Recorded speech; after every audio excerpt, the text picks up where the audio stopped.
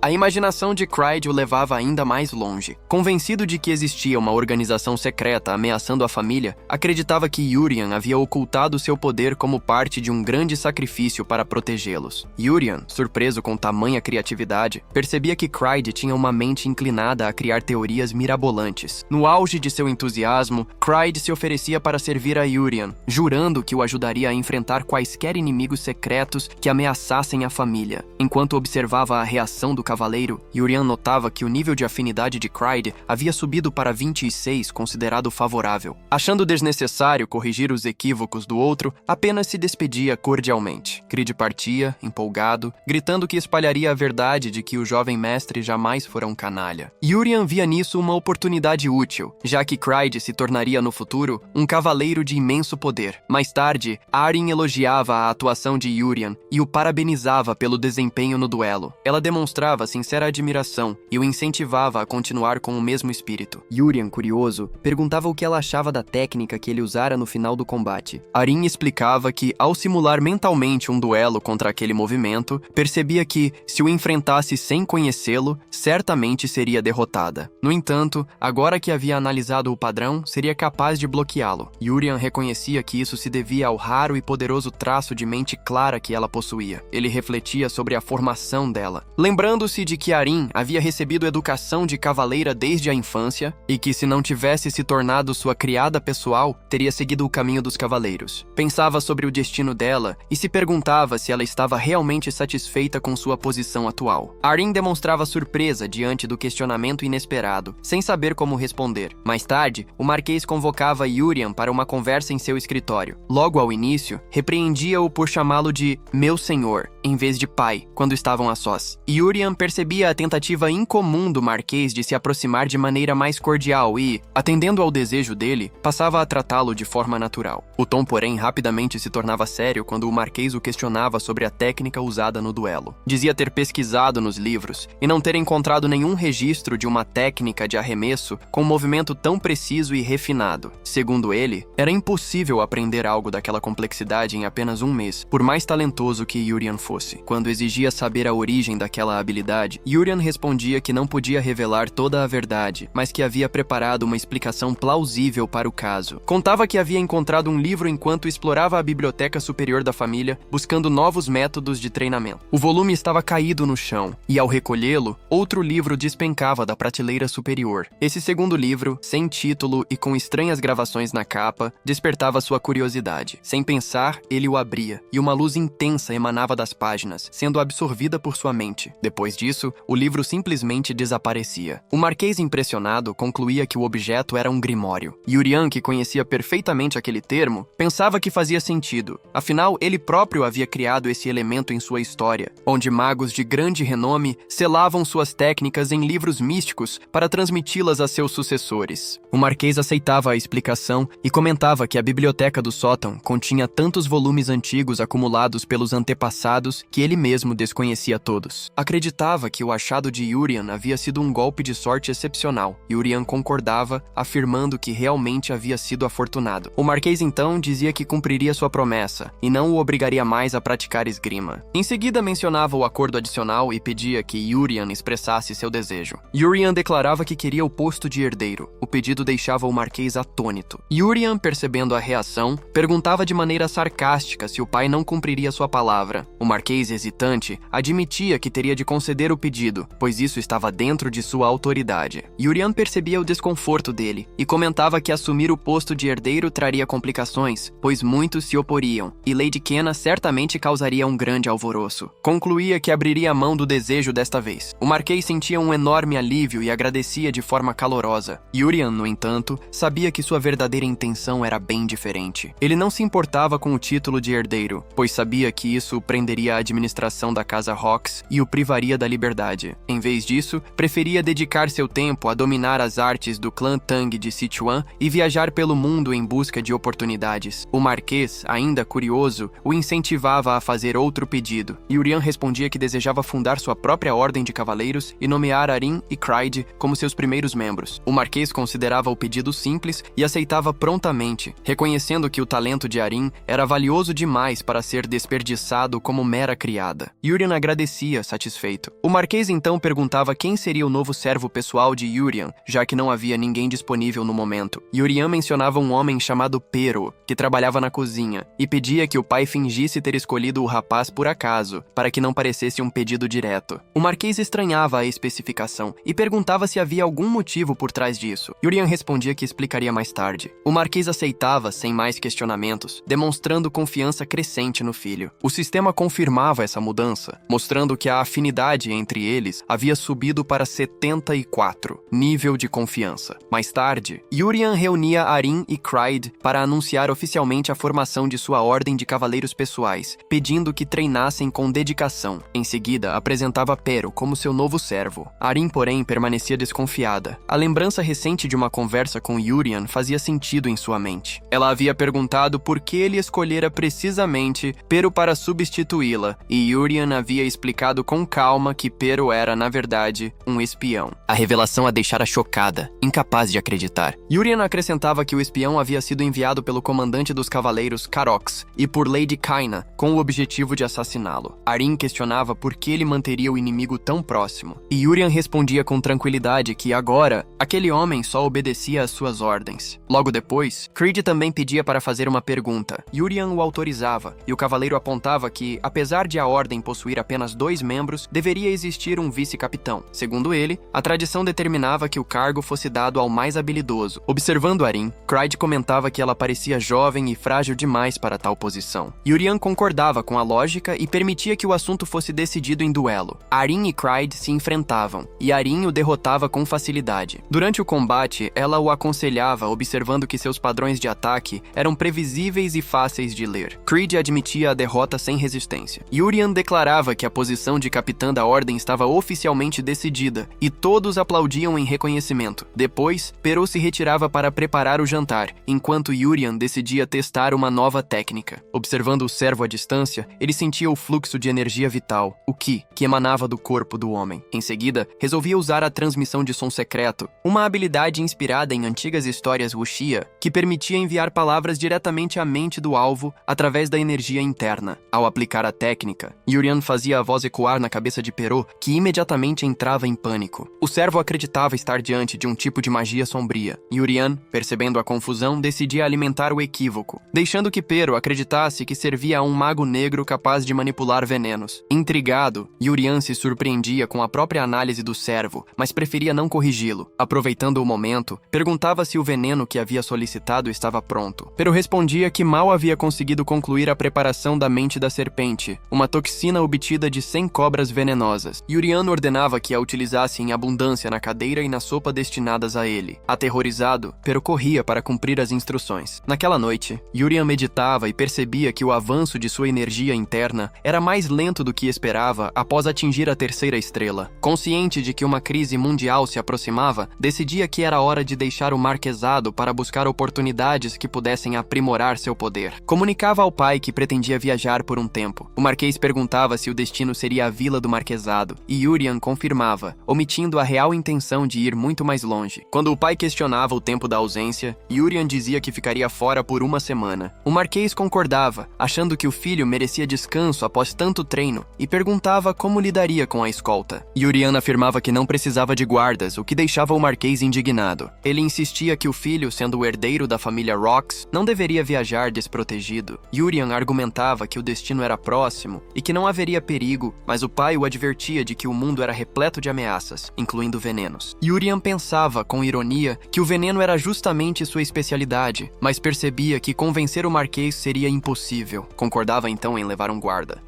Ao amanhecer, Yurian deixava um bilhete e escapava do palácio em silêncio. Atravessava os jardins desertos e, como esperava, não encontrava ninguém. Apenas um velho jardineiro o cumprimentava, e ele respondia ao gesto. Sentia uma aura poderosa emanando do ancião, mas decidia ignorá-la por enquanto. Pela primeira vez, deixava o território do marquesado Rox e seguia em direção à torre mágica da vila vizinha. Ao chegar, informava a recepcionista que desejava usar o teleporte. Quando ela perguntava se ele já havia utilizado o serviço antes, ele dizia que não. Questionado sobre o destino, respondia que queria ir até o castelo de Oz. A funcionária observava que o local era distante e informava o custo, 50 moedas de ouro. Yurian considerava o preço exorbitante, mas pagava, registrando um nome falso, Polion, o mesmo que costumava usar em jogos online. O funcionário o conduzia até a sala de teletransporte e explicava que chegaria ao destino quando ouvisse o som característico do deslocamento. Yurian atravessava o portal da sala e, instantes depois, uma voz o informava de que havia chegado. Ao sair, percebia estar em outra torre mágica,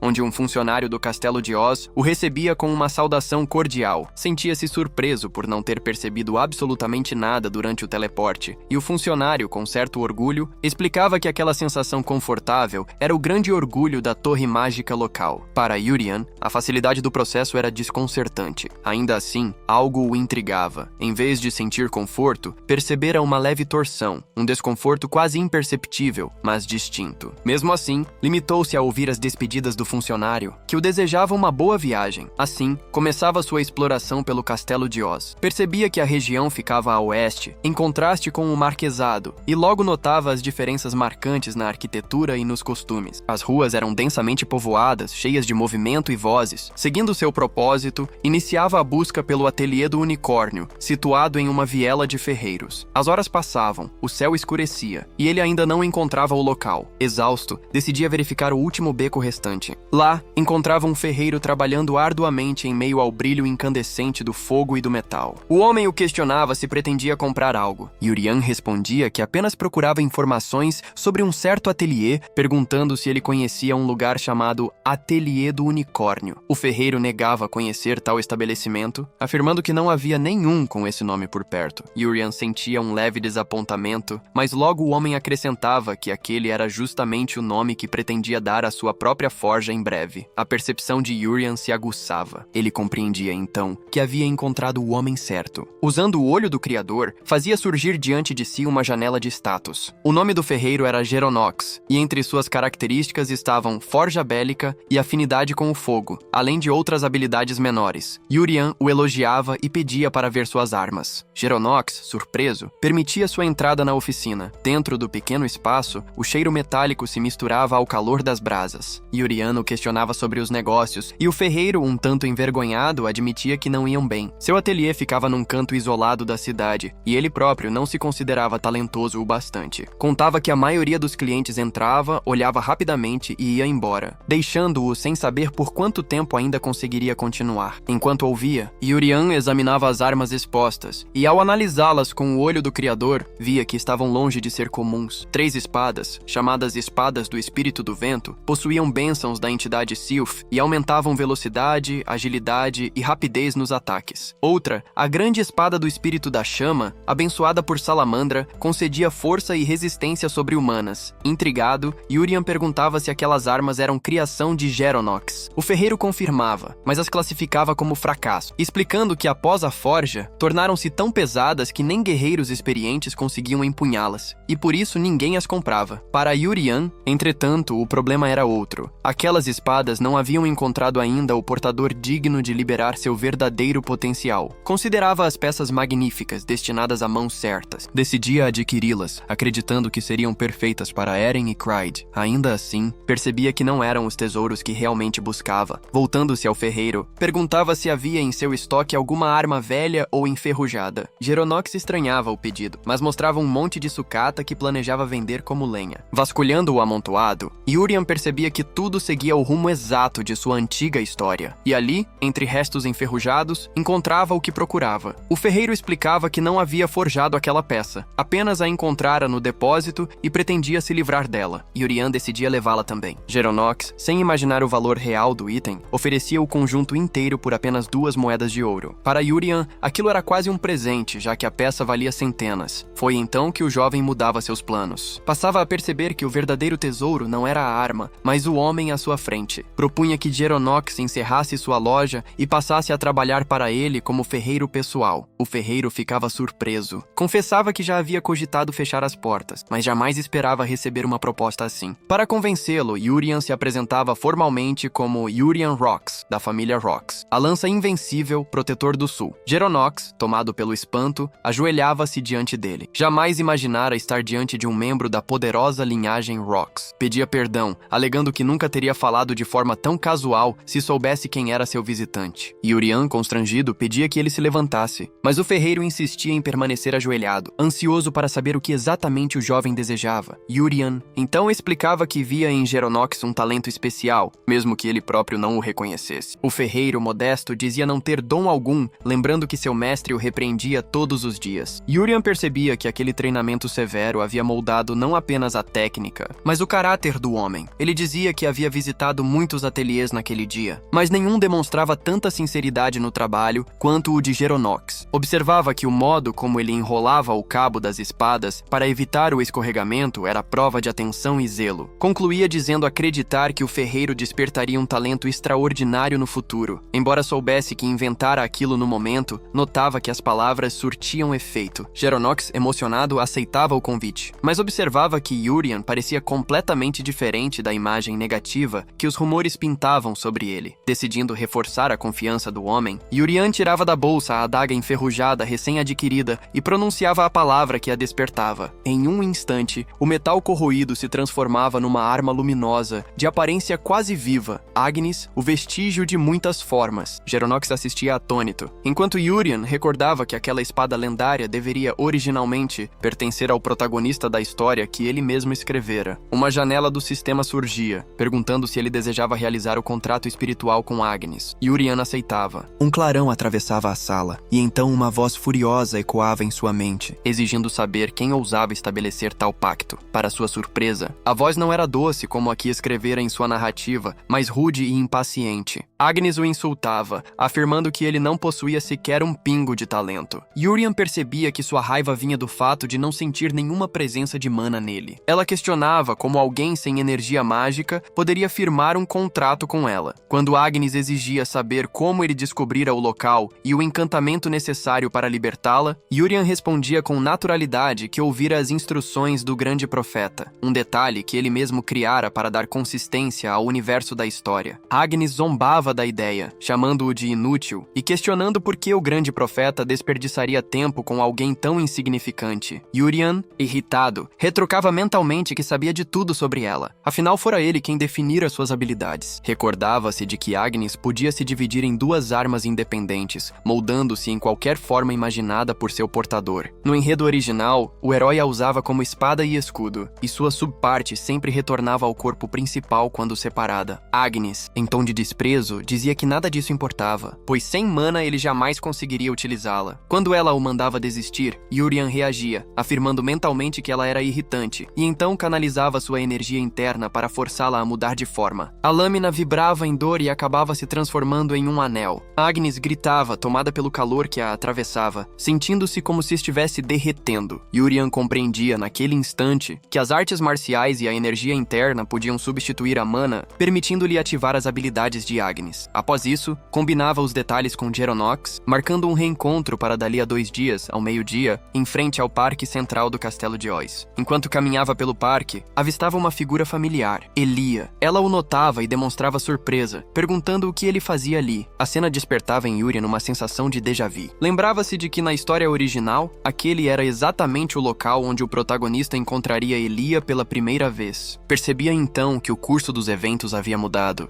Elia o questionava com um olhar severo, e ele explicava que estava procurando um ferreiro. Ela se surpreendia, lembrando que a família Hawks possuía inúmeros artesãos, e ele dizia que queria escolher alguém pessoalmente. Elia comentava que poderia tê-lo ajudado se soubesse antes, mas Yurian a tranquilizava, dizendo já ter encontrado o homem certo, justamente quando Geronox se aproximava, pedindo desculpas por tê-lo feito esperar. Yurian apresentava Elia a Geronox, dizendo tratar-se de sua noiva. Nesse momento, outro cavaleiro se aproximava, questionando a líder da tropa sobre com quem ela conversava, pois a partida estava próxima. Elia apresentava Yurian como seu noivo. Yurian Rox, o cavaleiro chamado Mask Malone, líder da 5ª unidade dos Cavaleiros Martelo de Aço, ficava espantado ao reconhecer o nome Rox. Yurian o observava e se lembrava de tê-lo criado como um personagem secundário de mau temperamento. Enquanto refletia, recordava como os eventos deveriam se desenrolar. Mask e seus homens seriam interceptados. O protagonista interviria e o duelo marcaria o primeiro contato entre ele e Elia. Dali em diante, os dois lutariam lado a lado e o herói salvaria sua vida em batalha. Yurian, ao perceber que o enredo original estava se desfazendo, decidia que não permitiria que Elia morresse. Perguntava o destino da expedição e ela respondia que aumentaram os ataques de goblins nas redondezas do castelo de Azio e sua ordem de cavaleiros fora enviada para investigar e eliminar a ameaça. Yurian, então, pedia para acompanhá-los, dizendo que queria aprender e observar a habilidade dela em combate real. Elia hesitava, alertando-o sobre o perigo, mas ele assegurava que sabia correr muito bem. Convencida, ordenava a Mask que providenciasse cavalos para Yurian e Geronox. Mask protestava, dizendo que não estavam em um passeio e que seria arriscado levar 2 civis sem mana. Elia o silenciava com um olhar firme, lembrando-o de que cumprir ordens era sua função. Antes da partida, ela pedia que Yurian permanecesse próximo, pois o risco era alto. Ele ordenava que Geronox se mantivesse firme ao seu lado, e então partiam. Ao chegarem à região dos ataques, Elia dividia os cavaleiros em grupos de 5 e ordenava que apenas sinalizassem o inimigo com tochas, sem atacar. Conforme a noite caía e a visibilidade diminuía, decidia retornar. Porém, um clarão cortava o céu, um sinal de emergência. Logo vinham outros 3, vindos de direções diferentes. Os cavaleiros se confundiam, discutindo o número de sinais, e Yurian os contava. 4. Elia conduzia o grupo em direção ao mais próximo, a oeste. Quando chegavam, encontravam apenas corpos. Os soldados estavam mortos. A armadura de um deles havia derretido, deixando todos horrorizados. Decidindo investigar o próximo ponto, ao sul, encontravam o mesmo cenário. Outro grupo completamente aniquilado. Quando um cavaleiro insistia em seguir adiante, Yurian o detinha, dizendo que era um erro. Elia se surpreendia com sua intervenção. Ele explicava que os goblins estavam caçando os grupos isoladamente e que, se continuassem assim, todos seriam exterminados. Propunha que cessassem a busca e disparassem um novo sinal, reunindo as tropas restantes em um ponto central. Um cavaleiro o insultava, acusando-o de se meter em assuntos que não compreendia. Yurian lembrava que aquela cena era idêntica à do romance original, onde o protagonista também fora repreendido. Um momento odiado pelos leitores. Antes que as provocações continuassem, Yurian liberava uma pressão de energia interna que fazia o cavaleiro cair do cavalo sem que ele sequer se aproximasse. Elia, espantada, não compreendia como aquilo era possível. Yurian ordenava que o homem ficasse calado e o lembrava de seu lugar. O cavaleiro, tomado pelo medo, obedecia. Yurian dizia que resolveria o problema e pedia a Elia que usasse o bom senso. Ela refletia e reconhecia que estava sendo precipitada, ordenando de imediato o disparo de um sinal azul para reunir as forças. Enquanto esperavam, Geronox comentava, admirado, como Yurian havia assumido o controle da situação. Mas o jovem explicava que muitos dos cavaleiros jamais retornariam. O ferreiro, nervoso, compreendia o que ele queria dizer, e Yurian confirmava. Caruda, o inimigo real, já havia começado sua caçada. Logo depois, o pânico tomava conta da tropa. Um soldado chegava correndo, gritando que todos deviam fugir. Antes que pudessem reagir, um exército de goblins surgia das sombras, numeroso o suficiente para cobrir o horizonte. Elia, atônita, percebia que a batalha estava perdida. Ela se sentia culpada, acreditando que Yurian morreria por sua causa. Mas ele, calmo, avançava e dizia que ninguém morreria ali. Parando diante da horda, convocava Agnes, anunciando que seria o momento perfeito para testar o que haviam praticado nos últimos 2 dias. Ordenava que ela criasse projéteis de ferro negro. Uma janela do sistema aparecia diante de seus olhos, explicando que a técnica chamada explosão de ferro negro disparava armas ocultas impregnadas com energia interna, uma arte devastadora, prestes a ser usada pela primeira vez. Urien avançava para a linha de frente com determinação. O som da batalha ecoava à sua volta e, com a voz firme, ele ordenava que os goblins recebessem o impacto de seu ataque. Arremessava o projétil de ferro negro, que atingia seu alvo com precisão. Por um instante, os monstros ficavam confusos, olhando para a arma cravada no meio deles. E então a primeira explosão acontecia, rasgando o campo de batalha com um estrondo devastador. A onda de choque e os gritos dos goblins se misturavam, enquanto dezenas eram lançados pelos ares. Satisfeito, Urien comandava que os projéteis retornassem. Pensava consigo com um sorriso confiante que a habilidade de invocação por intermédio de Agnes era a parceira perfeita para o poder que havia dominado.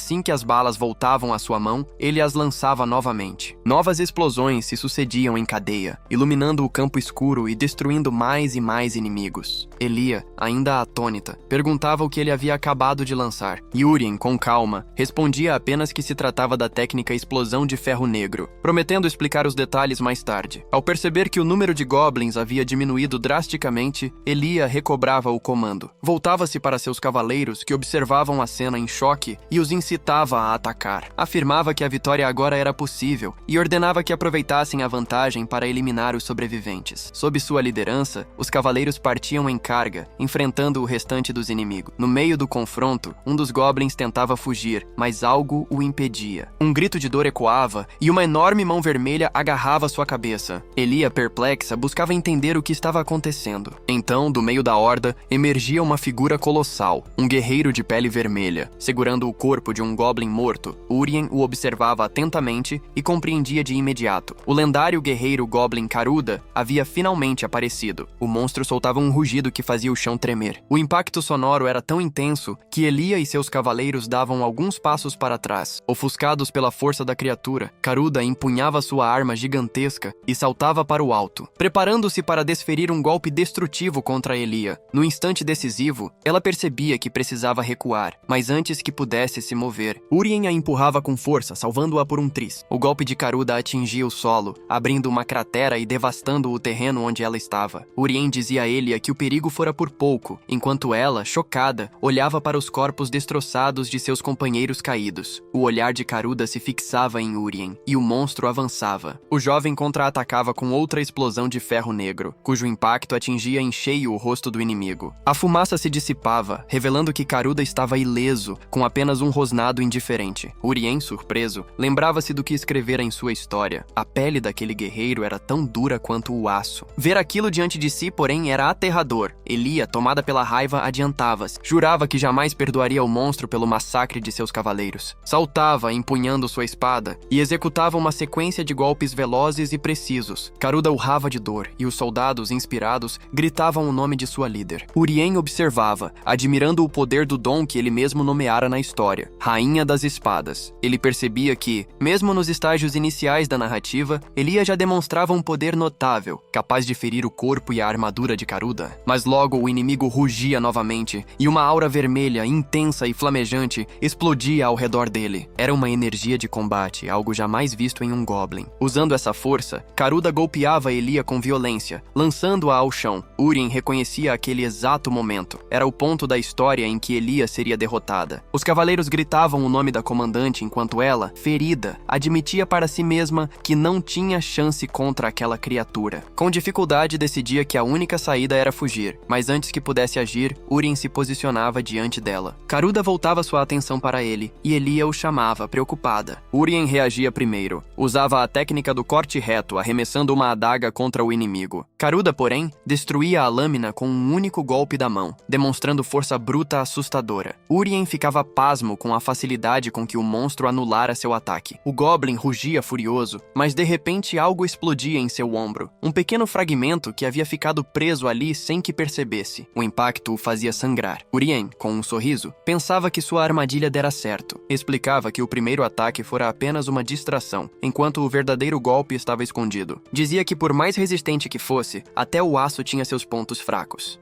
A raiva de Karuda crescia. Ele avançava com fúria, golpeando sem parar. Urien esquivava-se com agilidade, cada movimento medido e preciso. Quando o inimigo errava um ataque, ele o provocava, lançando mais projéteis explosivos. Karuda rugia, e Urien o desafiava com um sorriso confiante. No entanto, o monstro desviava o olhar, e o jovem percebia com horror que seu alvo agora era Geronox. Karuda saltava, brandindo a arma em direção ao ferreiro indefeso. Sem hesitar, Urien concentrava toda sua energia interna na técnica passo do pequeno dragão aprimorado. Seu corpo se movia como um raio. Num instante, alcançava o ferreiro, agarrava-o e o retirava do alcance do golpe que despedaçava o solo. Elia observava, pasma, a velocidade sobre-humana que ele acabara de demonstrar. Determinado a encerrar o combate, Urien invocava Agnes e se preparava para liberar sua técnica mais poderosa, transformação na flor de sangue. Uma borboleta luminosa, formada pela energia colorida que ele lançava com um movimento curvo, flutuava pelo ar. O brilho encantava Elia. Por um breve momento,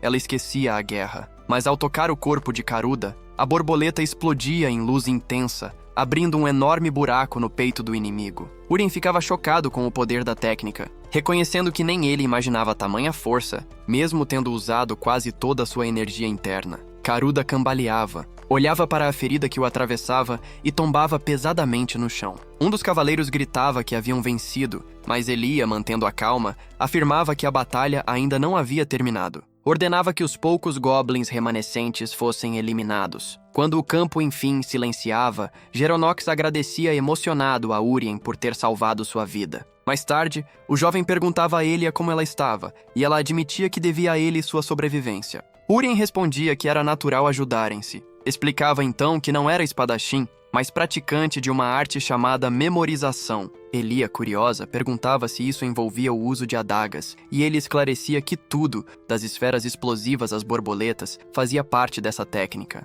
Ela ficava impressionada, percebendo o quão ampla e refinada era sua habilidade. Enquanto refletia, pensava que talvez aquele estilo de luta diferente pudesse abrir novos caminhos para ele, permitindo-lhe ultrapassar os limites da arte da espada. Logo, um dos magos informava que o saco mágico estava pronto. Elia ordenava que pelo menos levassem a cabeça de Caruda como prova da vitória. Com um golpe firme, cortava a cabeça gigantesca, e o cavaleiro que a ajudava, preocupado, temia que o sangue contaminasse o artefato. Ela o tranquilizava, dizendo que o saco fora feito exatamente para isso. Determinava então que partissem, pois o entardecer se aproximava. Porém, um vulto surgia diante deles, Mask. Elia o chamava com frieza, exigindo saber o motivo do atraso, já que muito tempo havia se passado desde o sinal de emergência. O cavaleiro dizia com aparente arrependimento que ele e seu grupo haviam avançado demais e sido emboscados por goblins no retorno, o que explicava a demora. Elia o encarava com um olhar penetrante e notava que apenas ele e outro soldado estavam vivos. Perguntava pelos demais, e ele respondia que todos haviam sido mortos. Desconfiada, Elia exigia ver os corpos, mas que tentava adiar, dizendo que já era tarde e seria melhor deixar para o dia seguinte, mas ela recusava e ordenava que a conduzisse imediatamente. Resmungando, Mask obedecia, mas de repente sacava uma adaga e tentava atacar. Urien, prevendo a traição, reagia antes mesmo que o golpe fosse completado. Lançava sua lâmina, cortando a mão do cavaleiro. Explicava com voz fria que era impossível que suas roupas estivessem limpas de sangue de goblins após uma batalha tão feroz, e que o vermelho em suas vestes era sangue humano. Ele o acusava de traição, afirmando que havia colaborado com os goblins e passado informações ao inimigo. O outro cavaleiro, assustado, tentava defender Mask, mas Elia, tomada pela fúria, o executava sem hesitar, cortando-lhe a garganta e ordenando que os traidores fossem detidos. O sobrevivente, desesperado, implorava por piedade, confessando que apenas seguira ordens. Na manhã seguinte, no castelo de Azul, Urien dormia profundamente até ser despertado por Geronox, que o avisava de que já era quase meio-dia e que Elia viera visitá-lo. Ao abrir os olhos, via a cavaleira diante de si,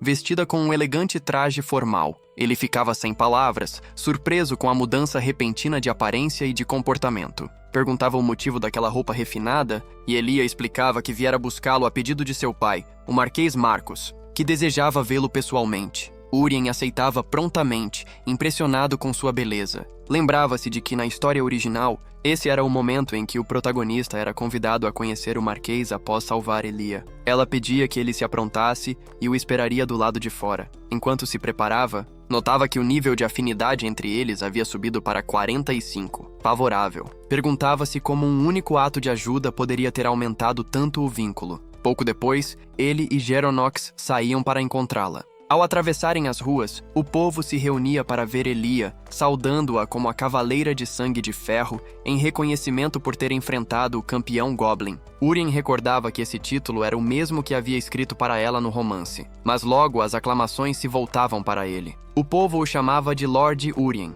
o Mago de Ferro, admirando sua bravura e aparência. Ele percebia que o título nascera de um equívoco. Os soldados que sobreviveram haviam interpretado suas técnicas de ferro negro como magia. Durante o trajeto, Elia agradecia mais uma vez por ele tê-la salvo, e ele respondia com humildade que qualquer um teria feito o mesmo. Ela, então, comentava que havia retornado à floresta naquela manhã para recuperar os corpos dos companheiros caídos, e que ver o horror do massacre a havia marcado profundamente. Dizia que se não fosse por ele estaria morta. Jurava com um olhar determinado que treinaria mais do que nunca para se tornar mais forte e jamais ser derrotada. Urien reconhecia aquele instante. Era o ponto em que ela começaria a despertar seu verdadeiro poder, o início da transformação na lendária Rainha das Espadas. Logo, um dos magos da família Marcos se aproximava, informando que o castelo deles ficava próximo dali, mas que haviam preparado um teleporte para facilitar o caminho. Elia autorizava o feitiço, e em um piscar de luz, Urien e Geronox se viam em outro lugar completamente diferente. Ela lhes dizia que haviam chegado à propriedade Marcos e os convidava a entrar.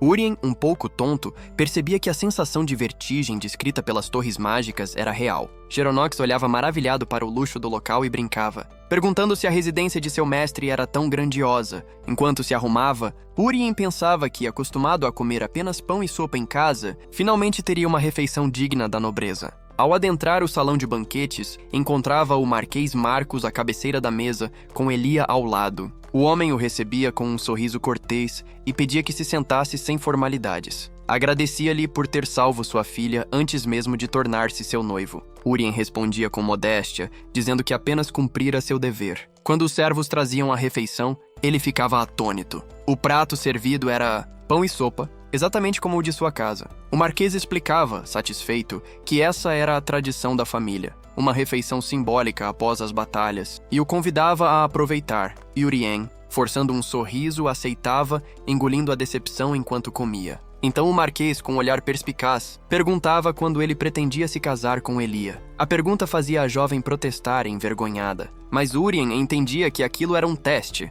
Usava sua habilidade para ver o nível de afinidade do Marquês. 10. Levemente desfavorável. Ainda assim, era melhor do que esperava. Escolhia bem suas palavras, dizendo que gostaria de se casar o quanto antes, mas admitindo que ainda não era o herdeiro oficial da família Hawks, sendo visto como alguém manchado pelo passado. Prometia mudar e se tornar digno de Elia, levando-a consigo quando conquistasse o título. As palavras impressionavam o Marquês, que ria alto e dizia que ele realmente havia mudado. Oferecia seu apoio, mas lembrava que os irmãos mais novos de Urien eram gênios reconhecidos, e perguntava se ele realmente acreditava poder superá-los. Urien, com convicção inabalável, respondia que sim. O Marquês ria novamente, satisfeito, e afirmava que o ajudaria. Acrescentava que antes de Urien chegar, recebera uma mensagem de Wellington, seu pai. O jovem percebia que as notícias já haviam chegado à família Hawks por meio de magia de comunicação. Perguntava o que seu pai dissera, e o Marquês explicava que Wellington pedira que o filho fosse contatado após o jantar. Mais tarde, no salão de comunicação, o mago local conjurava o feitiço. Um cristal se iluminava, projetando a imagem de Wellington. O patriarca Hawks Urien o cumprimentava com tensão. O pai, num misto de severidade e preocupação, gritava primeiro, depois perguntava se ele estava ferido. Urien negava. O homem então confirmava a notícia de que o filho havia matado o campeão Goblin e salvo Elia. Urien respondia modestamente que fora sorte. Wellington não acreditava, dizendo que ouviria os detalhes pessoalmente. Perguntava quando o filho retornaria, e Urien respondia que em 2 dias. O pai concordava, mas fazia uma exigência inesperada. Ordenava que, ao voltar, ele trouxesse seus irmãos consigo. Urien ficava imóvel, surpreso com o peso daquelas palavras, sem entender ainda o motivo por trás daquela ordem, mas pressentindo que os próximos acontecimentos mudariam seu destino.